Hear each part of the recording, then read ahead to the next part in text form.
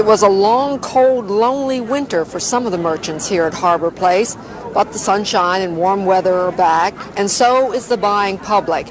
As a result, many of the merchants could be heard sighing a sigh of relief. Not all, however, were able to hold on until spring.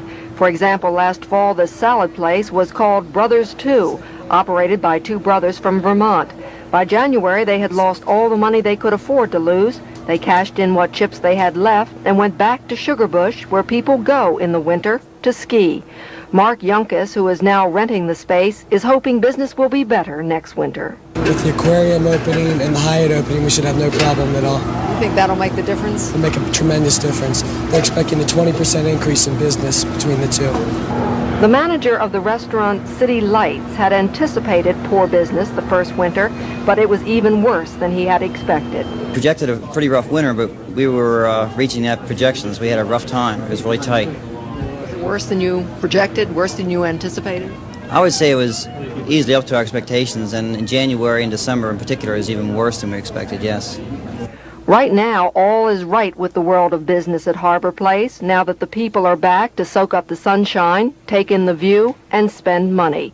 And Michael Stishin says he also believes that next winter won't be as hard on the merchants here. I think that'd be a logical assumption. We could do that very well, although we expect the second winter to be a lot better because of the Hyatt, the idea that people have been down here already, they're not so afraid of coming downtown. I think second year would be a lot better.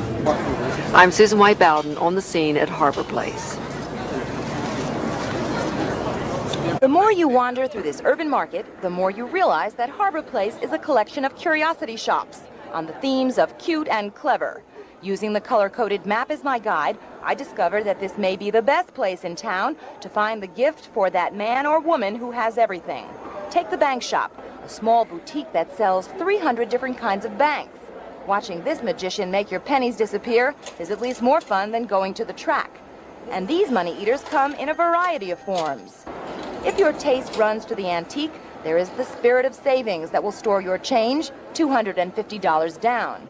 Flutterbees offers stylishly mounted butterflies from $24 to $250, flown in from Africa and Brazil. Perhaps the most crowded shop we found was former zoo director Arthur Watson's Embraceable Zoo. There is more oohing and eyeing about the stuffed creatures in this menagerie than in any animal house you've ever been to. The Steiff camel got a lot of pats on the head, but at $2,500, that's probably all he'll get. But if you're looking for a good laugh, try Looney Lids. This little tyke did, and he's still smiling. They have a solar hat that creates its own energy, and if you like to put on the dog like I do every now and then, you may find yourself something to take home. And if you forgot your umbrella, Hamaditti's sells only rain gear and foghorns if necessary. You could be the only one on your block, if you so desire, with a raincoat made out of a shower curtain.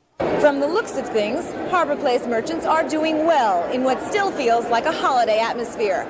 But as one owner told me, Christmas will come twice this year, once now and then in December.